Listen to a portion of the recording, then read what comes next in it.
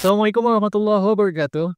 Wah, Kembali lagi Waalaikumsalam. bersama saya Bis Nugraha dalam program podcast Info Muda. Kali ini spesial ya, masih terkait dengan kedatangan dari tim dari Universitas Muhammadiyah Tapanuli Selatan. Kalau tadi Bis sudah berbincang-bincang dengan Wakil Rektor 2 dan Wakil Rektor 3 UM Tapsel. Kali ini kita sudah kehadiran dekan-dekan yang energik. Wah, ada dekan dari Fakultas Agama Islam, Ibu Dr.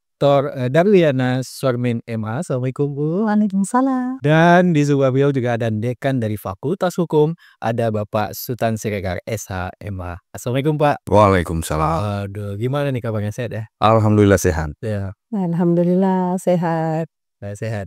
Ini meninggalkan fakultas berapa hari nih? 1 hari saja. hari saja. Besok Satu sudah hari. sampai. Besok sudah beraktivitas. Sungguh Iya. aktivitas ya, teman-teman. Allah.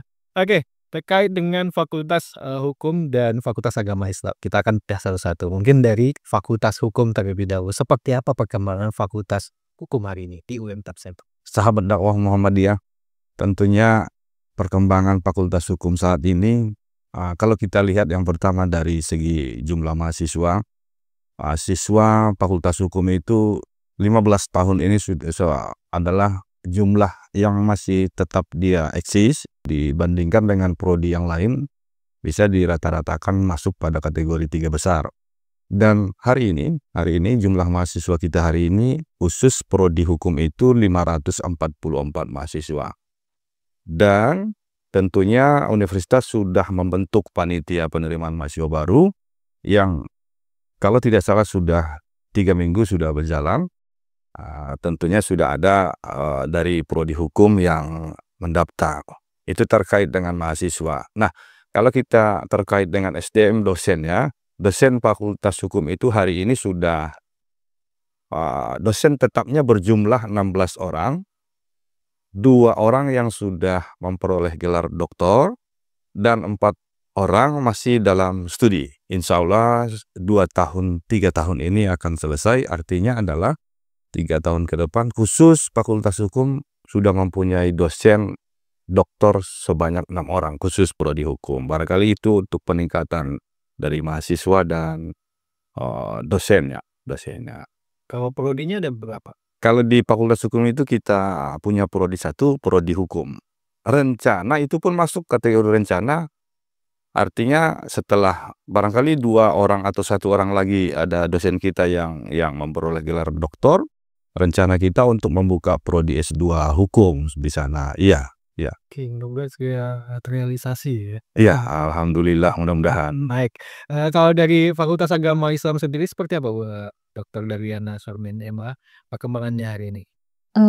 Baiklah, kalau di Fakultas Agama Islam, alhamdulillah saat ini kalau untuk pengembangan kompetensi dosen, kita sudah memiliki 2 orang doktor, itu ada Ibu Dr. Muksana Pasaribu MA, kemudian saya sendiri, dan alhamdulillah ada 3 orang sekarang dosen kita yang sedang mengikuti program doktor di Universitas Muhammadiyah Malang. Insya Allah tahun depan kita akan memperoleh ya dokter 3 orang, yang mana nanti dokter yang 3 orang ini akan menambah nilai daripada akreditasi khususnya program studi PAI yang kita rencanakan di tahun 2027 kita akan meraih akreditasi unggul. Nah selanjutnya kalau untuk perkembangan mahasiswa, alhamdulillah 2 tahun ini ada peningkatan penerimaan mahasiswa baru di Fakultas Agama Islam. Mana itu kalau untuk prodinya ada berapa? Alhamdulillah kalau untuk program studi, kita sekarang sudah memiliki 4 program studi.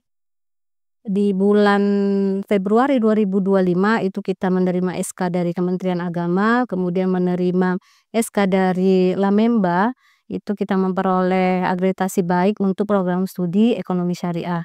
Dan program studi ekonomi syariah untuk tahun ini sudah membuka penerimaan mahasiswa barunya. Oke, berarti ini prodi baru ya? Prodi baru, dan alhamdulillah juga kita sudah di 2 bulan yang lalu itu kita menerima surat izin penyelenggara program rekognisi pembelajaran lampau untuk program studi PAI, PGMI, dan PIAUD. Oke, untuk akreditasi prodinya seperti apa? Alhamdulillah akreditasi yang PAI, PGMI dan PIAUD sudah memperoleh akreditasi baik sekali. Kemudian kalau untuk ekonomi syariah kita sudah memperoleh akreditasi baik. Baik ya. Oke, kalau untuk Fakultas Hukum sendiri akreditasinya seperti apa? Fakultas Hukum sejak 2010 itu sudah terakreditasi B sampai hari ini. Nanti insya Allah kita akan usulkan lagi di April 2026. Sejauh ini kerjasama yang dilakukan baik dari Fakultas Agama Islam dan Fakultas Hukum, mungkin dari Fakultas Hukum dulu. Seperti apa kerjasama yang dilakukan? MOU yang sudah berjalan? Oh iya, ya baik, sahabat dakwah Muhammadiyah. Kalau terkait kerjasama di Fakultas Hukum, kita sudah melakukan banyak sekali kerjasama, khususnya di bidang praktisi penegak hukum, misalnya di kepolisian kita ada kerjasama di beberapa kabupaten kota sekitar wilayah Tapanuli bagian selatan. Seterusnya di lembaga pengadilan negeri, pengadilan agama kita juga ada kerjasama, dan tentunya di organisasi profesi advokat. Nah, kerjasama ini tentunya yang pertama untuk meningkatkan daya tarik masyarakat yang ingin berstudi di prodi hukum. Itu yang pertama. Yang kedua, untuk meningkatkan pengetahuan, karena kalau setelah ada kerjasama tentu harus ada nanti tindak lanjutnya. Nah, itulah kemudian kita bisa undang pihak-pihak yang sudah kita lakukan kerjasama itu, misalnya untuk mengadakan kuliah umum, seminar, dan seterusnya. Itu sangat mendukung, membantu ke peningkatan daripada kualitas mahasiswa kita. Dan barangkali sebahagian daripada promosi untuk di wilayah bagian Tabaksel. Barangkali itu untuk kerjasamanya. Bahkan praktisi ngajar di kampus juga ada, Kapolres? Ada, Pak Kapolres pernah sering untuk mengajar di kampus, dan bahkan sudah kita rencanakan untuk membuat jadwal tetapnya, tidak hanya artinya hanya diundang, tidak hanya sekali 3 bulan, tapi kita upayakan untuk bisa hadir, katakanlah 1 kali sebulan misalnya. Oke, kalau dari Fakultas Agama Islam sendiri seperti apa? Alhamdulillah sekarang Fakultas Agama Islam sudah memiliki kerjasama sampai skala ke tingkat internasional. 2 tahun sebetulnya dari 2017 itu sudah ada KKN di Thailand ya, di Thailand waktu itu. Alhamdulillah setelah 2017, 2018 kemudian Covid 2 tahun itu off, kemudian lanjut 2020 sampai sekarang itu mahasiswa kita kirim ya, mereka mengikuti KKN baik itu di Malaysia maupun di Thailand. Dan alhamdulillah dengan berangkatnya mereka ke sana itu memperkuat hubungan kita dengan masyarakat Malaysia khususnya itu, karena kan kita tergabung di KKN PTMA, KKNKI Kemitraan Internasional PTMA yang dipelopori oleh Prof. Harun itu dari Universitas Muhammadiyah Surakarta. Itu kita mahasiswa kita kirim ke sana itu dalam waktu 1 bulan, mereka itu mengajar di sekolah Indonesia yang di kebangsaan Malaysia gitu, yang menjadi koordinatornya. Nah, dan mahasiswa kita di sana itu ada 2 orang, dalam waktu 1 bulan mereka itu menjadi pengajar untuk anak-anak Indonesia yang dia orang tuanya tinggal di Malaysia. Seperti itu dari 1 bulan. Nah, kalau yang di Thailand itu kita ada program KKN internasional juga, itu mereka 2023 itu mereka ada 3 bulan, tapi 2024 kemarin itu mereka 3 bulan gitu. Itu di Provinsi Narathiwat. Nah, kemarin juga kita kolaborasi juga di Universitas Jisda ya, Jisda di Yala Thailand itu kita ada visiting lecture bersama Ibu Dr. Musana Pasaribu MA juga, bersama Ibu Dr. Randa Samsidar MA juga. Kita mengisi di kelas-kelas mahasiswa gitu, karena kita kan sudah ada MOU dengan mereka di tahun 2020 gitu, kita MOU di tahun 2024 kita melaksanakan visiting lecture. Oke, kalau untuk yang ke Thailand ada berapa orang banyak?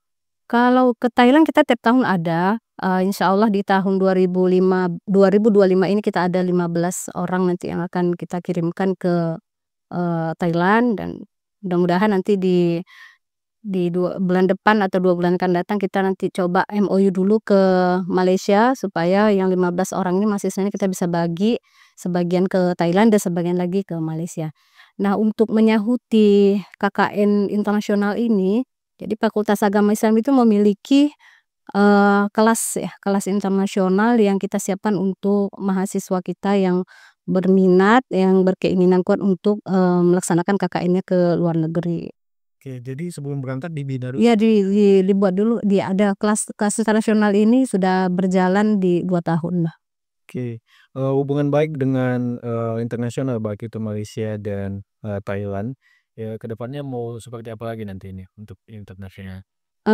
Kita nanti akan ada kolaborasi penelitian dan PKM itu nanti melalui program hibah ya, penelitian dan PKM-nya di Litbang di Kementerian Agama. Kalau untuk Fakultas Agama Islam sendiri saat ini ada berapa banyak mahasiswa? Mahasiswanya kurang lebih 250. Itu sih. Oke. Terkait dengan sarana dan prasarana Saden dari Fakultas Hukum, katanya ada peradilan semuanya. Oh, jelaskan ya. Di Fakultas Hukum sarana untuk menunjang akademik itu salah satunya bagi mahasiswa adalah laboratorium klinis hukum. Laboratorium klinis hukum ini ditampung di dalam kurikulum, dimuat di dalam kurikulum bahagian dari mata kuliah. Artinya adalah yang diinginkan atas adanya sarana ini adalah agar supaya mahasiswa itu tidak hanya mahir di teori tapi juga bisa di dalam berpraktek. Nah, setelah ini barangkali ada tindak lanjut yang kita buat untuk menampung ketika mahasiswa kita ini yang sudah mahir di praktisi bisa secara legal mandiri untuk berpraktisi. Nah, kita juga ada MOU dengan salah satu asosiasi praktisi untuk membuka PKPA di Fakultas Hukum. Nah, alumni yang baru lulus, nanti bisa langsung kita arahkan untuk mengikuti pendidikan profesi advokat di situ. Nah, ini bukti nyata bahwa sangat mendukung untuk mahasiswa kita fasilitas yang tadi itu terkait dengan laboratorium itu. Nah, ini baru-baru ini kurang lebih dalam tahun ini universitas mengeluarkan anggaran untuk membuat membangun gedung hukum yang memang dikhususkan untuk di Fakultas Hukum.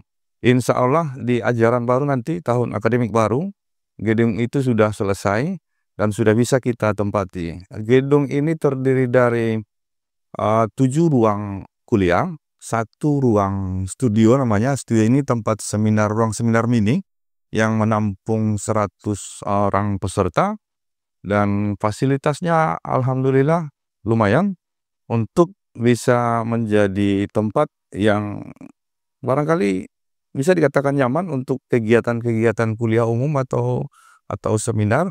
Dan di gedung ini juga ruang administrasi sudah semuanya di situ. Insya Allah mudah-mudahan sahabat dakwah Muhammadiyah bisa mendoakan juga nantinya di tahun akademik baru Fakultas Hukum akan memasuki ruangan itu. Iya, gedung itu. Barangkali apresiasi juga kita ini Fakultas Hukum ke pihak universitas. Ya, dan podcast ini kan untuk bisa kita mempromosikan sarana kita ini kan. Mohon doanya. Iya. Ya. Jadi buat mahasiswa baru nanti gedungnya baru. Ya, gedungnya baru. Fasilitasnya alhamdulillah insya Allah lengkap. Oke. Dan ada juga LKBH-nya juga ada. LKBH ada.